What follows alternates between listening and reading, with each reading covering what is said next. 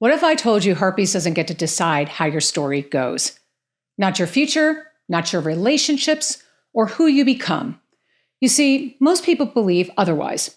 They believe that their diagnosis already wrote the ending, and now all they have left is to live it out. Here's the thing. Your diagnosis is a fact, and it's something you can't change. But how it affects your future, well, that part gets decided by you and the meaning you've attached to it. So today, I want to show you how limiting beliefs can take over after you get the news. And later in this episode, I'm going to give you a couple of things that worked for me to change the thoughts I had around my diagnosis so that you can start writing your story for yourself, starting right now.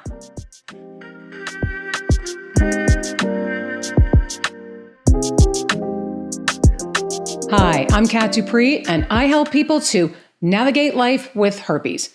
Now, before we get into it, I want to tell you about the day my diagnosis was confirmed, because this is where I first saw the difference between facts and beliefs. I was in a relationship for 10 years with someone who told me from the very beginning that he has herpes. And during that entire time, I didn't have a single symptom.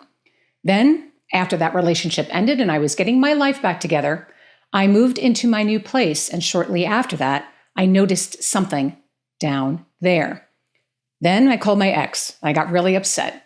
And after I hung up the phone, I went on the internet and did some research, like most of you have. And because I didn't have the typical symptoms, I convinced myself it was just a pimple. But a couple of months later, I felt another pimple down there, but this time it was different, and I had all the telltale signs. So I went to my doctor, she did a swab test, sent it off to the lab, and a couple of days later, I got the call. And in one moment, I heard the words, "You're positive for HSV2." And in the next moment, I felt like my life was over. Notice what happened there? The fact was, I have HSV2. The belief was, my life is over. And I treated that belief like it was just as true as the diagnosis itself, but it wasn't. One was a fact I couldn't change, and the other was a belief I never questioned. So why does that matter? Because your brain can't tell the difference of what's real and what's not. It doesn't actually respond to facts. It responds to the meaning that you give something.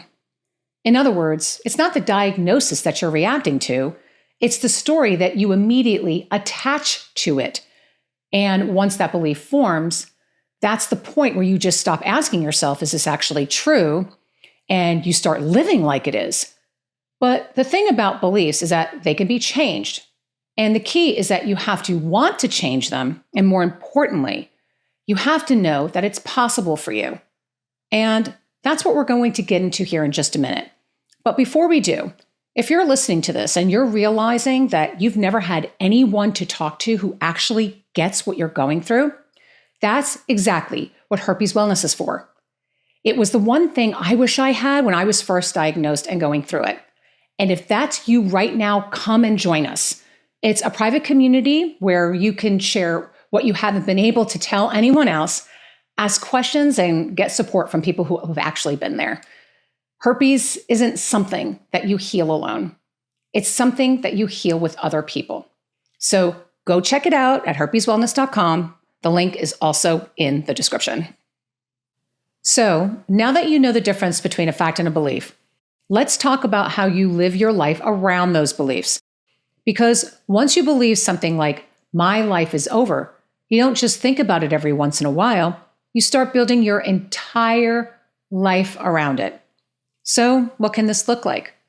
For me, I truly believe that my love life was done, so I stopped putting myself out there.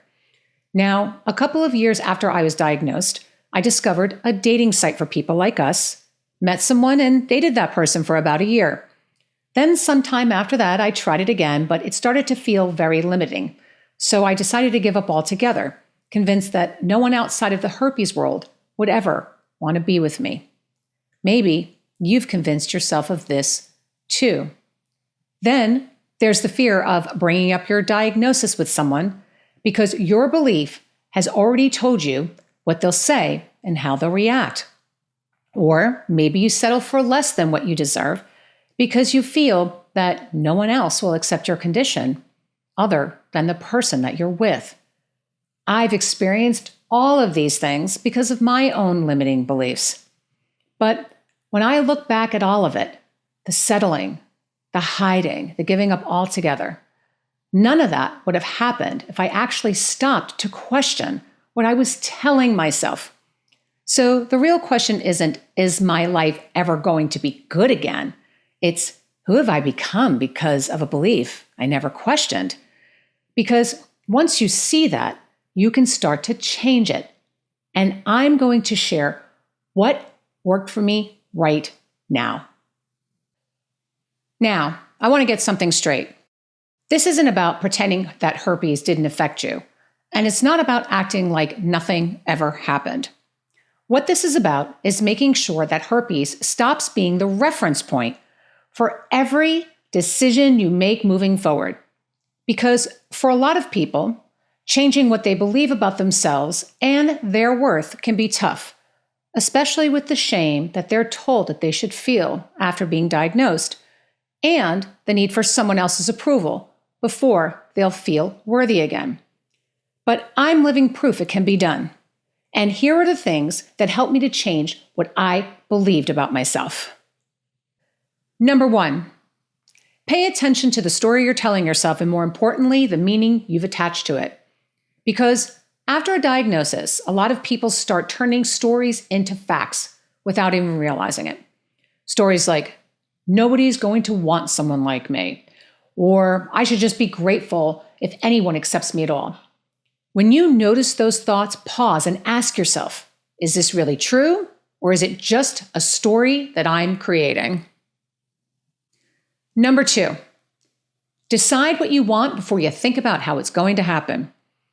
Most people wait for the perfect moment or for something to show up first before they actually decide what they want. And that's completely backwards. A real decision comes first, and it's different than a wish or a hope. A wish says maybe someday, but a decision says this is what I'm choosing and that's it. Here's what I mean. Before I met my boyfriend, I used to lie in bed every night, turn toward the empty space in my bed, and then I'd say, I know you're out there. I can't wait to meet you. I'll see you soon. And I love you. I didn't know who he was or when it would happen. I just decided that it was true. And then one day, I finally met him. Now, that's not a coincidence. That's decision in action. And the moment you make a decision, your mind stops looking for reasons why herpes makes something impossible, and it starts looking for evidence that what you want is possible. When this happens, your choices start coming from a different place. You notice different opportunities, you respond differently, and over time, your life starts moving in a new direction. Deciding what you want is the moment you start choosing differently, regardless of your diagnosis. You're allowed to want more, and you deserve it too. Number 3, you don't need anyone's confirmation to know your worth. After a diagnosis, a lot of people start looking outside themselves for reassurance. They look for approval, and they look for signs that they're still lovable, still desirable, and still enough. But your worth was never something another person gets to decide. So stop waiting for it to come from someone else and start deciding it for yourself. That starts with choosing to see yourself as lovable, desirable, and enough through your own thoughts, whether you feel it or not. And if you want to know exactly how to do this, I get into this more in another episode called Change the Way You Think, and I'll put the link in the description. So here's what I want you to remember. Your diagnosis is just a fact. Everything else, what you believe about yourself, what you think is possible, and what you think you deserve, that part is a choice. You're the one who gets to decide what you believe from here. Not your diagnosis, not someone else. You do. And that's what it means to write your own story. All right, so that's all I've got for you today. And again, if you're tired of navigating your condition alone, come join us at Herpes Wellness. You can join for free and get instant access to forums where you can ask questions, seek advice, and help other members along their journeys. Sign up today at Herpes Wellness.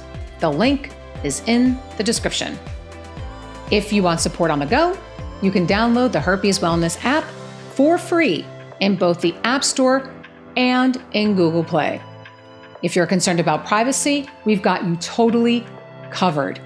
The app icon and push notifications say H Wellness, so if someone happens to see your screen, you won't disclose your status unintentionally.